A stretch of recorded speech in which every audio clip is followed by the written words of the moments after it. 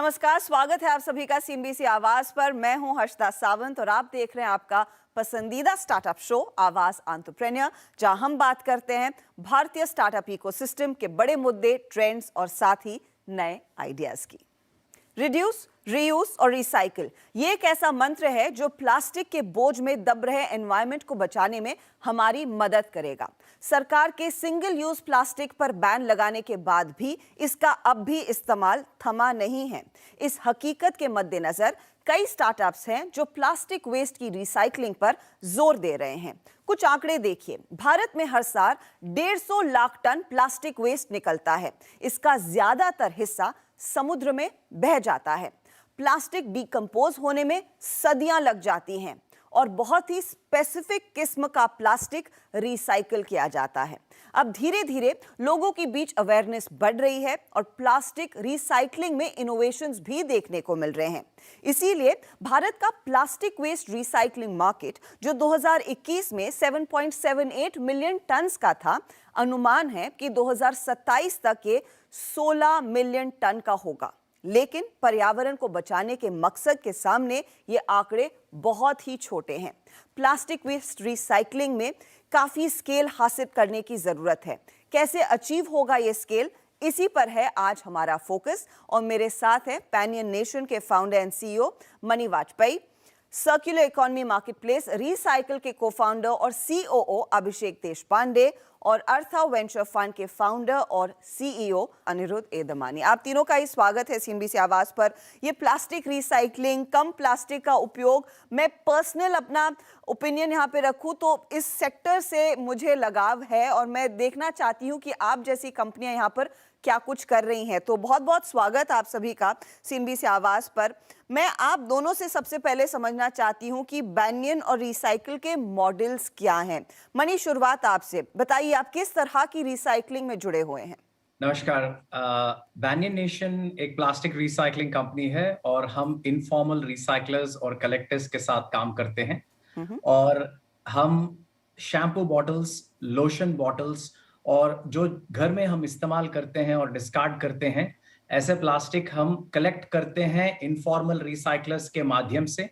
और हमारी एक इनोवेशन है जो है प्लास्टिक वॉशिंग टेक्नोलॉजी, जो कलेक्टेड प्लास्टिक है उसमें से जो सरफेस कंटामिनेंट्स हैं, जो कि लेबल्स, एडेसिव्स और बचे कुचे जो प्रोडक्ट हैं, जहां पे शैम्पू, तेल, वो सब निकाल के हाई क्वालिटी ग्रैन्यूल बनाते हैं। और ये जो हाई क्वालिटी रिसाइकल्ड मटेरियल है, हम यूनिलीवर जैसे कंपनियों को देते हैं जो वापस बॉटल्स बना के स्टोर में रखते हैं। थोड़ा सा आपको स्केल का अंदाजा हो जाए, लास्ट 12 महीनों में हमने 50 करोड़ बॉटल्स शेल्फ में लगाए हैं एफएमसीजी ब्रांड्स के माध्यम से। ओके, वाह, वो काफी बड़े नंबर्स हैं। अभिषेक, रिसाइकिल के बारे में बताइए, क्योंकि आप लोगों ने अपने मॉडल में काफी बदलाव किया है over a period of few years. ये बताइए अब एग्जैक्टली किस तरह से बिजनेस बैठा है और आप करते क्या है? श्योर। शुरुआत तो बहुत छोटी हुई थी। हम शुरुआत में फिगर आउट कर रहे थे कि करना क्या है, कैसे करना है। हमने एक चीज देखी थी कि हमारे देश में बहुत ज्यादा स्टार्टअप्स में इनोवेशन हुए है कि गिग इकोनॉमी में बहुत सारे सक्सेसफुल स्टार्टअप्स आए हैं, शेयरिंग इकोनॉमी में बहुत सक्सेसफुल स्टार्टअप्स आए, बट हमें सर्कुलर इकोनॉमी में कुछ बड़ा सॉल्यूशन नहीं मिला। वहीं पे हमें स्वीट स्पॉट मिला या हमें अपॉर्चुनिटी दिखी, जहां जब इंसान आया इस धरती पे तब से वेस्ट जनरेट कर रहा है, बट किसी ने बड़ा ऐसा सॉल्यूशन उसका लाया नहीं वो प्रॉब्लम सॉल्व करने के लिए जी। तो हमें मार्केट प्लेस, हमें लगा कि इन सब लोगों को जो ये छोटे छोटे हर छोटे शहरों में या गाँव में इनोवेशन कर रहे हैं, छोटे रिसाइकलर्स है, छोटे एग्रीगेटर्स है, इनको एक प्लेटफॉर्म पे लाने की जरूरत है। हमने डिसाइड किया कि टेक्नोलॉजी को यूज करते हैं, टेक प्लेटफॉर्म बिल्ड करते हैं, इन सब स्टेक होल्डर्स को इस प्लेटफॉर्म पे लाते हैं और पूरा इंडिया ओपन करते हैं। उनको ज्यादा अपॉर्चुनिटीज देते हैं, डिपेंडेंसीज नहीं रहेगी कि मुझे इसी रिसाइकलर को देना है। वो ज्यादा उनके मटेरियल को अच्छी वैल्यू जनरेट कर पाएंगे तो उनका बिजनेस भी ग्रो होगा। वो ज्यादा रिसाइकलिंग परसेंटेज भी हम बढ़ाने के लिए उनको हेल्प करेंगे। और जो रिसाइकलर्स है, जो इनोवेटिव काम कर रहे हैं, जैसे मनी जैसे काम करते हैं, तो उनको भी कंसिस्टेंट सप्लाई मिलेगा तो और ज्यादा रिसाइकलिंग कर पाएंगे। तो ये प्रॉब्लम सॉल्व करना था। तो जस्ट नंबर बताना चाहूँ तो ये साल में बहुत ही अच्छा ग्रो कर रहे हैं, हमारा हाइपर ग्रोथ स्टेज पे है। ओके। महीने का हम 50,000 मेट्रिक टन चैनलाइज कर रहे हैं अभी मार्केट प्लेस पे। वाह, ये बड़े नंबर्स हैं, लेकिन पूरी यूनिवर्स में अगर आप देखें जिस तरह का वेस्ट जनरेट हम करते हैं, ये आंकड़ा आई एम श्योर आपको लगेगा बहुत छोटा है, and you got miles to go ahead. अब ये जो इनको अलग अलग मील के पत्थर क्रॉस करने होंगे अनिरुद्ध, उसमें ये बताइए किस तरह का पोटेंशियल है, क्योंकि it's the talk of the moment कि कैसे रिड्यूस करें हर तरह के वेस्ट को, चाहे वो ई वेस्ट हो, और इस समय की सबसे बड़ी जो प्रॉब्लम है वो प्लास्टिक वेस्ट है जो तेजी से फैलता हुआ दिखाई दे रहा है। हम सब देखते हो किस तरह के गायरोज अलग अलग ओशंस में मिलते हैं। ये मार्केट को आपने कैसे पढ़ा, आपको कितना पोटेंशियल दिखता है, और इनोवेशन को लेकर क्या कुछ नया हो सकता है? जी बिल्कुल। तो वेस्ट पे अगर काम किया जाए तो वेस्ट से आदमी लिटरली अरबों खरबों कमा सकता है आज की डेट में, क्योंकि इंडिया में तो 150 करोड़ लोग की आबादी है आज की डेट में। पर मैंने इस सेक्टर के साथ एक बहुत क्लोज एसोसिएशन रखा है। इंडिया के काफी वेस्ट टू एनर्जी प्लांट्स को मैंने खुद विजिट किए हैं, और मैंने देखा है कितना पोटेंशियल है इस कंट्री में कि अगर हम अपना ही वेस्ट यूज करें तो शायद ये जो नेचुरल गैस और ऑयल की जो हम इंपोर्ट करते हैं उसके अंदर भी काफी मात्रा से कमी ला सकते हैं जी। तो इसका सबसे बड़ा प्रॉब्लम आज तक वेस्ट का ये रहा गया। और आई थिंक यूनियन मिनिस्टर जी ने 2021 में भी ये कहा था कि इंडिया में करीबन 60% प्लास्टिक रिसाइकल होता है, और पर प्रॉब्लम आज तक ये रहा है कि प्लास्टिक की जो कलेक्शन है वो हमेशा एक प्रॉब्लम एरिया रही है। Correct. क्योंकि एक तो हम वेस्ट को सेग्रीगेट नहीं करते। हमने शायद मैक्सिमम पॉपुलेशन को अगर देखा जाए तो लेस देन 2% पॉपुलेशन को ये भी पता होगा कि वेस्ट को सेग्रीगेट किस तरीके से किया जाता है ताकि वेट वेस्ट और ड्राई वेस्ट मिक्स ना हो। और क्योंकि अगर वो मिक्स होते ही फिर वो इन अ वे यूजलेस वेस्ट हो जाता है, और फिर आपको वो लैंडफिल में मिलता है, और आपको जब हम ट्रेन से ट्रैवल करते हैं तो काफी जगहों पर हम ये वेस्ट रास्ते के साइड में फेंका हुआ पाते हैं। तो इसका सबसे बड़ा इशू, और आज जो हम बात कर रहे हैं कि अगर वेस्ट कलेक्ट कर सकें प्रॉपर तरीके से तो उस वेस्ट को हम प्रोसेस कर सकते हैं, और इस सेक्टर के अंदर बहुत सारी कंपनियां आ सकती हैं। ओके, ये वेस्ट कलेक्शन का जो मुद्दा है, मेरे ख्याल में मनी आप लोगों ने उसको कुछ एड्रेस करने की कोशिश की है, क्योंकि अगर आप इतनी सारी प्लास्टिक बॉटल्स को फिर से शेल्फ्स पर लेकर जा रहे हैं उसको प्रोसेस करने के बाद, तो आपने कुछ तो यहाँ पर तरीका ढूंढा है। वो तरीका क्या है? सदियों से इंडिया में इनफॉर्मल रिसाइकलर नेटवर्क जो है वो बहुत ही उन्होंने एक बहुत ही अहम भूमिका निभाई है वेस्ट कलेक्शन में। हमने 2014 और 15 में एक सिंपल सा एक डेटा प्लेटफॉर्म बनाया है जहां पे हमने बहुत सारे सच इनफॉर्मल रिसाइकलर्स को मैप किया है। अगेन कुछ एग्जांपल्स दूं तो हमने ये फाइंड आउट किया है कि not just Hyderabad but Bangalore, Chennai, Mumbai, सारे शहरों में हर 1 किलोमीटर में 4 कबाड़ी बैठे हैं, और हर 250 होम्स के लिए एक informal recycler integration platform develop किया है, और हम सारा मटेरियल उन्हीं से हम सोर्स करते हैं। आज 1000 टन से ऊपर पर मंथ वो सेग्रीगेट करके हमें मटेरियल देते हैं। ओके, तो सेग्रीगेटेड वेस्ट आपके पास आता है, फिर आप उसकी रिसाइकलिंग करते हैं। अभिषेक, आप लोगों के इस बिजनेस में, क्योंकि आपने एक प्लेटफॉर्म तैयार किया है, कितने नए लोग जुड़ते हुए दिखाई दे रहे हैं यहाँ पर आपके प्लेटफॉर्म से, और कितना दरअसल आप कह सकते हैं ट्रांजैक्शन हो रहा है रिसाइकल जैसे प्लेटफॉर्म पर कि एज अ वेस्ट पिकर मैंने आपके प्लेटफॉर्म पर आके बोला कि मेरे पास इतना वेस्ट है, और फिर I can perhaps connect with Banyan Nation जो उसको रिसाइकल करने को तैयार होगा। अभी हमारे साथ 150 से ज्यादा रिसाइकलर्स जुड़े हुए हैं जो हमारा प्लेटफॉर्म यूज करते हैं रेगुलरली उनका रॉ मटेरियल परचेस करने के लिए।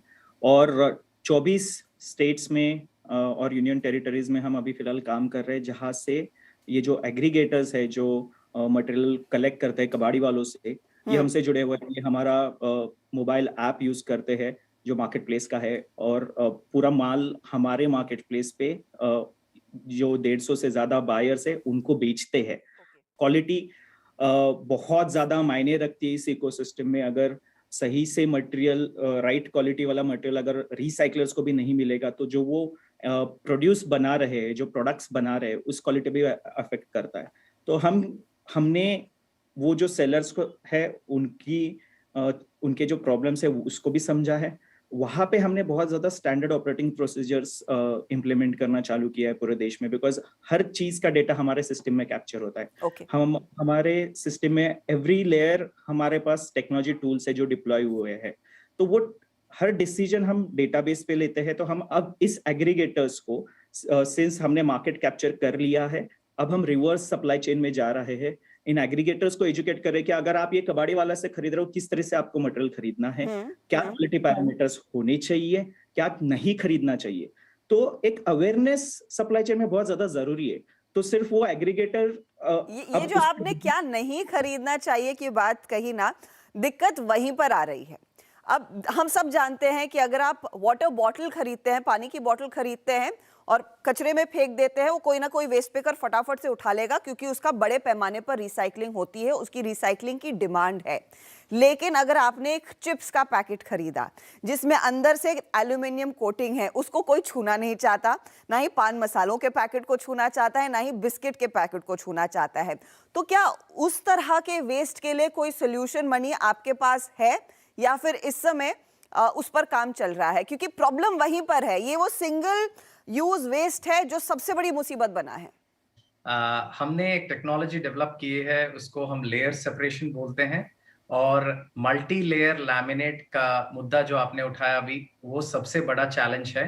क्योंकि थोड़ा टेक्निकल जाऊंगा यहाँ पे। जी। आपने यहाँ पे जब आप एक चिप्स पैकेट या गुटखा या खैनी या जर्दा पैकेट का रैपर लेंगे, तो उसमें एक पेंट का कोटिंग है, फिर दो अलग किस्म के पॉलीमर्स होते हैं वहां पे, जो पीईटी और पॉलीएथिलीन, दो डिफरेंट टाइप्स के पॉलीमर्स यूज करते हैं जो इनकम्पैटिबल लेयर्स हैं, और उसके अंदर एक मेटालिक कोटिंग भी है।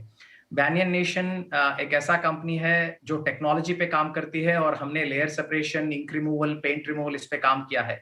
लेकिन एक हर्षदा बहुत बड़ा चैलेंज ये है कि यील्ड, मतलब आउटपुट जितना आता है और एनर्जी जितना कंज्यूम होता है, you also have to take those into consideration, which means that design for recyclability अगर कंपनियों में एक डीएनए की तरह if it is not there, then it is very difficult for us to clean at the back end, meaning that if companies continue to make packaging that is difficult to recycle, is energy intensive, and is cost ineffective, then ultimately what happens is that your output becomes very low, and the cost, the economics of circular economy do not work. And that is why Banyan Nation has started focusing on first the rigid packaging, that is a little bit more straightforward to recycle. But that is a fantastic question, Arthur. यहाँ लेंगे एक छोटा break, आप बने रहिए CNBC आवाज के साथ। वेलकम बैक, आप देख रहे हैं आवाज एंटरप्रेन्योर, और आज मुद्दा है प्लास्टिक वेस्ट रिसाइकलिंग का। कितना बड़ा मार्केट है और आप इस मार्केट का कैसे हिस्सा बन सकते हैं, इसी पर चर्चा में मेरे साथ हैं Aniruddha Damani, Artha group of companies के फाउंडर सीईओ, साथ ही साथ बैनियन नेशन के को फाउंडर मणि वाजपेयी, और अभिषेक देशपांडे जो को फाउंडर हैं रिसाइकिल के। भारत में सरकार ने फाइनली कह दिया है कि सिंगल यूज प्लास्टिक हम नहीं देखना चाहते, आप उसके इस्तेमाल को पूरी तरह से बैन कर दीजिए, खत्म कर दीजिए। हालांकि अभी भी वो मार्केट में आपको दिखाई देगा। क्या अब आपको लग रहा है वो पॉलिसी के आधार पर बड़े चेंज की जरूरत होगी? बिल्कुल, मुझे लगता है हर्षदा की सबसे पहले ऐसी कोई पॉलिसी आनी चाहिए जो सबसे ज्यादा इन कंपनीज को हर्ट करे, जहां उन्हें सबसे ज्यादा दर्द होता है, वो हुआ उनकी प्रॉफिट पे। तो इंडिया में एक पॉलिसी होनी चाहिए, एक तरीका होना चाहिए जो ग्लोबली वेस्टर्न कंट्रीज में है, जिसे कहा जाता है पोल्यूटर्स पे। तो अगर किसी को सिंगल यूज प्लास्टिक या कोई ऐसी चीज यूज करनी है जो रिसाइकल नहीं है, तो उसका कॉस्ट उनके लिए ज्यादा होना चाहिए, और उसी का जो रिसाइकल्ड कॉस्ट है उसका कॉस्ट कम होना चाहिए। उस पर कोई टैक्स ब्रेक या जीएसटी का break, something should be there. अगर आपने पोल्यूट किया तो आपको पे करना पड़ेगा। अगर ऐसा कोई पॉलिसी एक्शन निकले तो इस सेक्टर के अंदर काफी डेवलपमेंट हो सकता है, और एक्चुअली जो रिसाइकलर्स हैं उन the number of them will increase. Secondly, I think जो हमारी पहली प्रॉब्लम थी कि जो कलेक्शन है उसमें भी काफी इंप्रूवमेंट आ जाएगा, क्योंकि इंसेंटिव कि आप पोल्यूशन कम करिए, बिकॉज जो पहली बार पोल्यूट कर रहा है उसको ज्यादा पैसा भरना पड़ता है, रिसाइकल मटेरियल के पैसे कम लगते हैं। ऐसा एक पॉलिसी एक्शन बनाना बहुत जरूरी है। मणि, क्योंकि आप बड़ी कंपनियों के साथ बात कर रहे हैं, क्या कंपनियों की तरफ से खुद ओनस लेने की स्थिति आपको दिख रही है? क्या वो तैयार है अपने प्लास्टिक पोल्यूटेंट्स को ही कम करने के लिए? Yes, two things here. First is India has a fantastic extended producer responsibility policy. And the policy already mandates that 2025 tak companies must use recycled plastic in their packaging, whether it is rigid or whether it is flexible. So because of that policy and because of the global sustainability mandates that companies have, many companies are already beginning to use recycled plastic. For example, if you go to a store and pick up a shampoo or a lotion bottle, particularly from the Unilever product portfolio, you will see that they're already using 50% recycled plastic in their packaging. So on both counts, companies' own sustainability mandates and the law of the land mandating companies use, I think India is doing fairly well, and I think we are one of the more progressive extended producer responsibility frameworks in the world today. अभिषेक, उस लिहाज से अच्छा, हम ये बात कर रहे हैं कि कंपनियां क्या कर रही हैं, पॉलिसी एक्शन क्या होगा। इस समय वो लोग जो इस शो को देख रहे हैं, हम सबकी बातचीत सुन रहे हैं, उनकी तरफ से एक ओनस आना, उनकी तरफ से एक कदम बढ़ना कितना इम्पोर्टेंट है, और इसका शायद आप ज्यादा आइडिया दे पाएंगे क्योंकि आप उन सभी लोगों से बात कर रहे हैं जो शायद एट एंड यूजर से सीधा प्लास्टिक ले रहा है। बिल्कुल हर्षदा, एक पॉइंट ऐड करना चाहूंगा बिकॉज हम पॉलिसी की बात कर रहे थे। जरूर। एक चीज है कि ईपीआर पॉलिसी बहुत अच्छी है, बट हमें ये देखना है कि हमारा जो देश है इसमें consumption storage 1.5 trillion and it is going 3x, it's gonna be 3x by 2030, right? तो जिस तरह से कंजम्पशन पैटर्न बढ़ रहा है, प्रॉब्लम ऑलरेडी बढ़ा है और ज्यादा बड़ा हो रहा है, बिकॉज हम जैसे बात कर रहे थे थोड़ी देर पहले कि मिलेनियंस का बाइंग पैटर्न चेंज हो चुका है, राइट? तो हमारे सॉल्यूशंस भी वैसे चाहिए। एक ईपीआर पॉलिसी लाके हम ये प्रॉब्लम को सॉल्व नहीं कर सकते, राइट? तो नए पॉलिसीज को लाना पड़ेगा, इनोवेटिव पॉलिसीज को लाना पड़ेगा। एक केस स्टडी बताना चाहूंगा इस यहाँ पे, बिकॉज हम पॉलिसी की बात कर रहे हैं। यूरोपियन कंट्रीज में एक पॉलिसी इंप्लीमेंट हुई है जिसको बोलते हैं डिपॉजिट रिफंड सिस्टम, और हम पहली कंपनी है रिसाइकल हमारे देश में, हमने बहुत सारे स्टेट गवर्नमेंट्स को इसके बारे में बताया, बिकॉज बाहर के कंट्रीज में ये पॉलिसी इंप्लीमेंट करने के बाद रिसाइकलिंग परसेंटेज इंक्रीज टू 95%, और हम लास्ट 15-20 मिनट से जो बात कर रहे हैं कि पूरे इस इकोसिस्टम का सबसे बड़ा प्रॉब्लम है क्वालिटी ऑफ द मटेरियल। तो ये डिपॉजिट रिफंड सिस्टम ऐसे वर्क होता है, हम बताना चाह रहे थे बहुत सारे लोगों को, because this is a state level subject, state level पे पॉलिसी इंप्लीमेंट करना पड़ेगा, बट वो हो नहीं रहा था। तो हमने एक रास्ता चुना, हम केदारनाथ चले गए, हमने ये डिपॉजिट रिफंड सिस्टम वहां पे लागू किया। हमने एक पायलट करके दिखाना था हमें, बिकॉज हमारे देश में चीजें दिखानी पड़ती है कि कैसे वर्कआउट होती है, बिकॉज बहुत नई चीज थी, लोगों को समझ में नहीं आ रहा था कैसे होगा। आप अगर पानी का बोतल 10 रुपए में खरीद रहे हैं, उसके ऊपर 10 रुपए का एक QR कोड लगा होगा जिसकी कीमत 10 रुपए है, तो आप 20 रुपए में वो बोतल खरीद रहे, और आप सोन प्रयाग से लेके ऊपर टेम्पल तक जाने तक का पूरा जो ट्रैक है, आपको उस ट्रैक में मल्टीपल जगह पे ऐसे कलेक्शन पॉइंट्स मिलेंगे। आपकी बोतल खाली होने के बाद वो आप उस कलेक्शन पॉइंट पे वो बोतल वापस कर दीजिए, एम्प्टी बोतल वापस कर दीजिए, वो जो 10 रुपए डिपॉजिट उस बोतल के अगेंस्ट आपसे कलेक्ट किए थे वो शॉप ओनर ने, वो वापस आपको यूपीआई के थ्रू मिल जाए। तो ये हमने एक ट्रायल किया था और वो सक्सेसफुल हो चुका है, और हमारे पास अभी और ऐसे रिलीजियस स्पेसेस से रिक्वायरमेंट आई हुई है, और ये सक्सेसफुल सिर्फ लोकल कम्युनिटी के वजह से हुआ। उनको प्रॉब्लम पता है बट उनके पास सॉल्यूशन नहीं है, उनको सपोर्ट पॉलिसीज नहीं है। कम समय बचा है मेरे पास, मुझे बताइए अगले 5 सालों में किस तरह की स्केल अचीव करने की आप तैयारी कर रहे हैं, या अगले 2 सालों की बात करते हैं। मणि बताइए, क्या स्ट्रैटेजी है, कितना स्केल, कितनी कैपेसिटी बढ़ाएंगे? अभी 12,000 टन हर साल करता है रिसाइकलिंग, और हम प्रीमियम रिसाइकलिंग करते हैं जो ह्यूमन कॉन्टैक्ट एप्लीकेशंस में जाता है हमारा मटेरियल।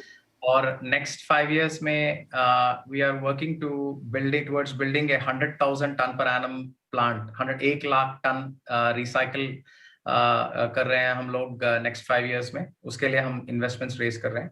और हम लोग डाइवर्सिफाई कर रहे हैं मल्टीपल रेजिन्स में। आपने जो रेजिन्स का मुद्दा उठाया, जिस पॉलीप्रोपिलीन, पॉलीएथिलीन और फ्लेक्सिबल्स पे, so that is our next 5-year road map to be a 100,000 tonne per annum recycling company. और रिसाइकिल का क्या प्लान है अभिषेक? मैंने जैसे पहले ही बताया, हम हाइपर ग्रोथ स्टेज पे ऑलरेडी है, 6x ग्रोथ कर रहे हैं इस फाइनेंशियल ईयर। बट हम बहुत ज्यादा इनोवेशन भी कर रहे हैं कि हम क्वालिटी की बात कर रहे हैं, तो क्वालिटी इंप्रूव करने के लिए हमारे पार्टनर रिसाइकलर्स को और ज्यादा अच्छा मटेरियल देने के लिए हम 100 कलेक्शन सेंटर्स चालू कर रहे हैं। Okay. और वो इसी साल चालू हो रहे हैं। और ऑब्वियसली जैसे DRS बता रहा था, हम उसको भी फुल स्पीड में नेशन लेवल पे स्केल करने की कोशिश करेंगे ये इन 2 सालों में। हमारा target obviously 5 million metric tonnes का है बाय FY26। और ऑलरेडी हमने $27 मिलियन रेज किया है Morgan Stanley, Circulate Capital, Pidilite family office, मोरकंपा फैमिली ऑफिस। बट अभी हम बहुत एग्रेसिव जाना चाहते हैं, तो हम नेक्स्ट फंड राउंड में है, एडवांस डिस्कशंस में है। $100 मिलियन का फंड रेज का प्लान है हमारा इस फाइनेंशियल ईयर। ओके अनिरुद्ध, जिस तरह का काम इस समय हो रहा है और जो स्केल दरअसल ये कंपनियां अचीव कर सकती हैं, क्या आपकी फर्म भी बड़े पैमाने पर इस सेक्टर में निवेश करती हुई दिखाई देगी? And what would be that की डिफरेंशिएटिंग फैक्टर जो डिसाइड करेगा कि चेक काटना है या नहीं? Like I said, circular economy, it makes a lot of sense, and इसमें अगर प्रॉपर्ली काम किया जाए तो काफी पैसा भी बन सकता है बिजनेस के लिए भी और इन्वेस्टर्स के लिए भी। तो मेरे लिए की डिफरेंशिएटिंग फैक्टर होगा, और जैसे कि आपका जो मोड क्या है, क्योंकि आज की डेट में जैसे अभिषेक कह रहे थे और मनी कह रहे थे कि आपके पास कुछ ना कुछ ऐसा यूनिक होना चाहिए जो और कोई बहुत जल्दी कॉपी ना कर पाए। और अगर लोग आपके पास जो उनका डिपॉजिट स्कीम था वो सुन के, तो मैं मतलब I am absolutely hats off, it's a great idea.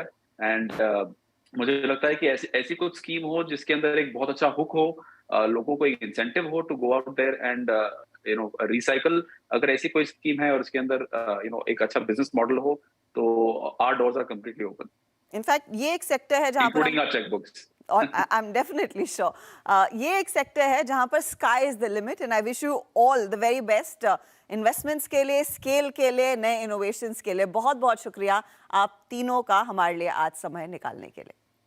Thank you so much आशुदा। चलिए, इसी के साथ आपको हमारा शो कैसा लगा ये जरूर बताइएगा। आप सभी से लेंगे इजाजत, लेकिन जाते जाते याद रखें, रिड्यूस, रीयूज एंड रिसाइकिल। अगले हफ्ते फिर मिलेंगे। Take care.